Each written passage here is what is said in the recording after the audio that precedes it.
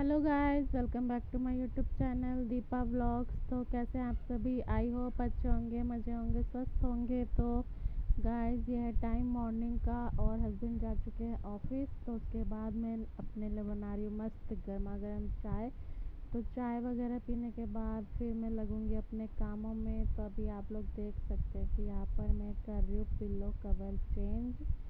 तो काफ़ी गंदे हो गए थे तो मैंने सोचा इन्हें भी चेंज कर लेती हूँ। और आप जो मेरे पीछे पसारा देख रहे हैं ना, ये गाइस ग्रोसरी का सामान आया हुआ है। तो इसे भी अभी मुझे ऑर्गेनाइज़ करना है। तो पहले मैंने सोचा कि मैं कपड़े फोल्ड कर लेती हूँ और बाकी जो भी काम है वो निपटा लूँगी। उसके बाद रूम वगैरह क्लीन करूँगी, फिर उसके बाद जाके मैं ग्रोसरी का सामान ऑर्गेनाइज़ करूँगी। तो यहाँ पे मैंने पिलो कवर चेंज कर दिए हैं, तो इनको इनकी जगह पे संभाल दूँगी। उसके बाद कपड़े भी फ़ोल्ड करने हैं और फिर उसके बाद कपड़े फ़ोल्ड करूँगी और फ़ोल्ड करके उनको उनकी जगह पे सेट करूँगी। और गाइस, एक ही रूम है ना, तो इतन कुछ भी सामान लाना होता है तो फिर उसके बाद उसको रखने के लिए सोचना पड़ता है कि इसको कैसे मैनेज करके रखें कि रूम भी फैला हुआ नहीं दिखे और सामान भी हमारा सही जगह पर व्यवस्थित हो जाए।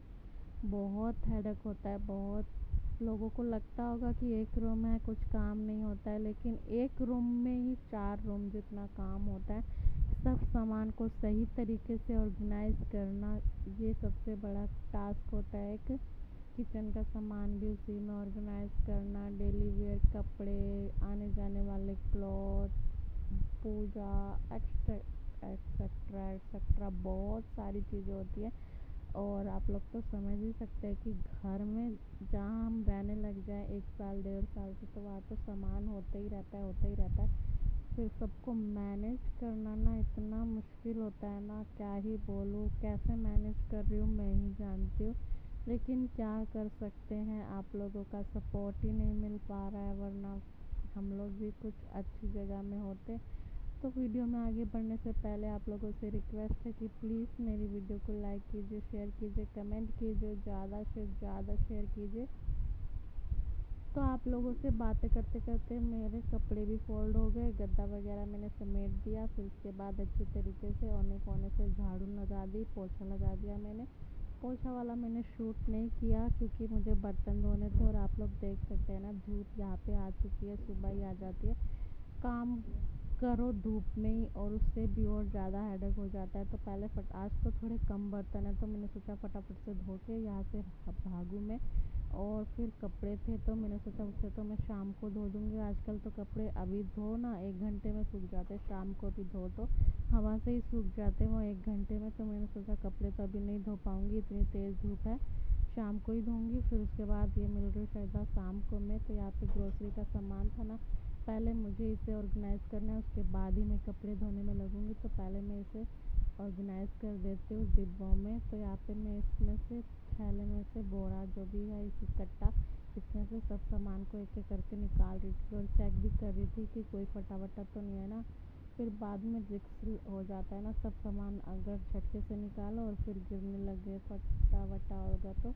और मैंने साथ ही साथ डिब्बे भी ला के रख दिए हैं, जो उनका सामान कंटेनर में रखना है मैंने सब कुछ ला के रख दिया, बस अब इसे कंटेनर में रखना है। तो यहाँ पे देखिए, ये है 10 किलो वाला आटा। उसके बाद ये है 10 किलो का आटा और ये है मसाले वगैरह, हल्दी, लाल मिर्च, चाय पत्ती, बेसन, और यह है बादाम चूड़ा में भूनने के लिए। उसके बाद फिर था ये 2 किलो तेल, रिफाइंड और नमक, चीनी है बड़ी वाली पॉलीथीन में, और है ये कुछ बिस्किट, स्नैक्स वगैरह बच्चों के लिए। और ये है दालें वगैरह, जो भी दाल हमारे घर में यूज़ होती है। और ये सारा क्लीनिंग का सामान, सर्फ साबुन, विम बार, और वो ग्रीन वाले में है चावल। तो ये पूरा राशन हमने मंगाया है 2,500 में। तो हमारा मंथली ग्रोसरी का सामान 2,500 में हो गया। कुछ कुछ चीज़ें बच जाती है तो मैं उससे नहीं मंगाती हूँ, इस महीने नहीं मंगाती हूँ, फिर मैं उसे नेक्स्ट मंथ ही मंगाती हूँ। तो ऐसे थोड़ी बहुत बचत भी हो जाती है। तो मैं एक ही बार ही सारा सामान मंगा लेती हूँ, बाथरूम क्लीनिंग से लेकर किचन वगैरह सबका सामान।